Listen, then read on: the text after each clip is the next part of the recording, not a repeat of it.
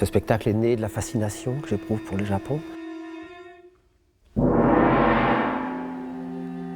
J'ai créé 7 tableaux qui sont nés de poèmes de Jacques Dupin, magnifique poète français, qui a écrit un recueil qui s'appelle « De nuls lieux du Japon », qui a donné le nom à ce spectacle. Je ne suis jamais allé au Japon, ce qui me laisse presque toute latitude pour l'imaginer, le rêver.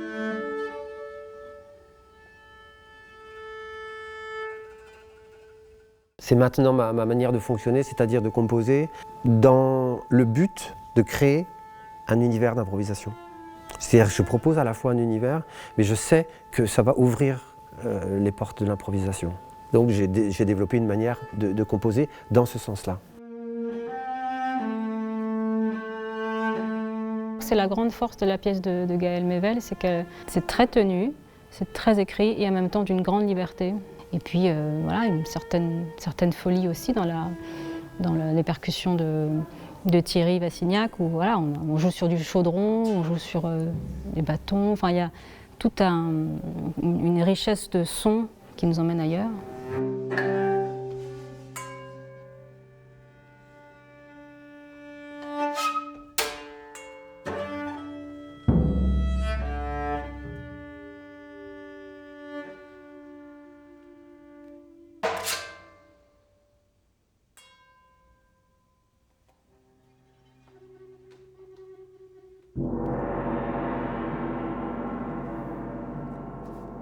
Équipe formidable, Dream Team.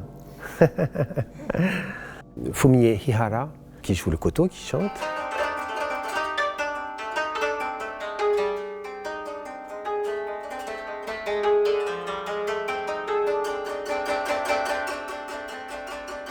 Le koto existe au Japon depuis le début du 8e siècle, toujours gardé presque la même forme depuis le 8e siècle.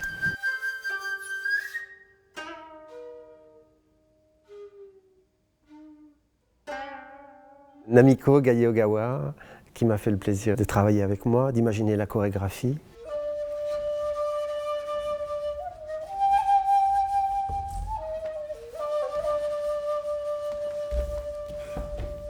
Thierry Vassignac, percussionniste, avec qui je travaille peut-être depuis maintenant un peu plus de 30 ans.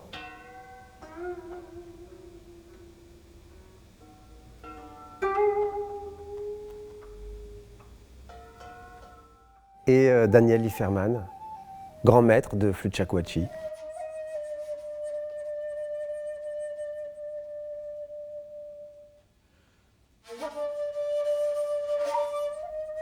Pour ce qui concerne le shakuhachi, c'est un travail qui s'articule entre la tradition et la modernité et l'improvisation. Et ce qui est très chouette quand on travaille avec Gaël, c'est qu'il laisse beaucoup de liberté. Et on peut vraiment trouver ses marques, on peut trouver sa place. Et en plus là, c'est un orchestre qui est très très souple, très fluide. Donc chacun est à l'écoute de l'autre. Il y a beaucoup d'attention comme ça. Je pense qu'on donne quelque chose de vraiment particulier, d'assez sobre, d'assez retenu. Mais en même temps, je pense qu'il fait bien voyager dans un autre univers.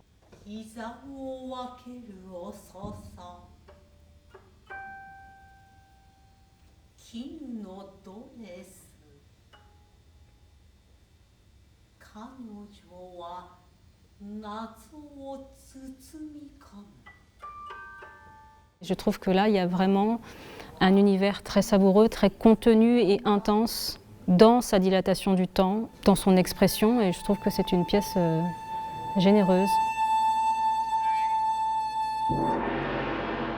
Avec aussi la présence, il faut le rappeler, des poésies de Jacques Dupin qui sont accessibles et qui nous invitent au voyage.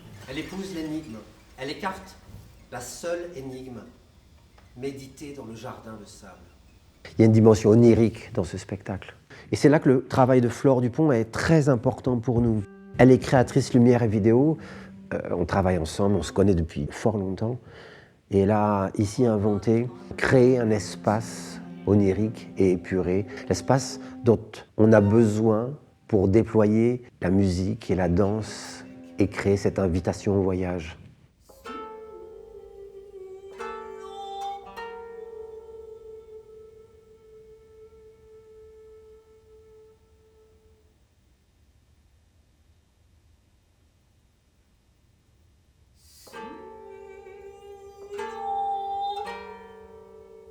On prend le temps sur scène, d'une certaine lenteur, d'un certain silence, d'une certaine vivacité, mais une vivacité qui naît du silence.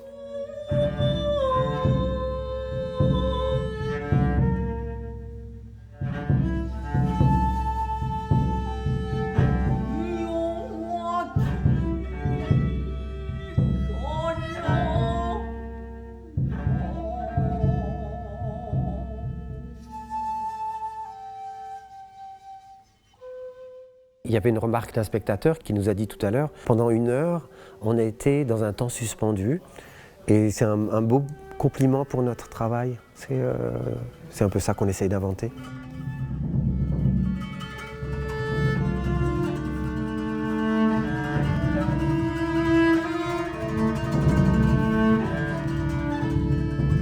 Ce qui me touche comme spectateur, comme auditeur, c'est quand je suis confronté à un temps particulier. Alors j'essaye de faire ça.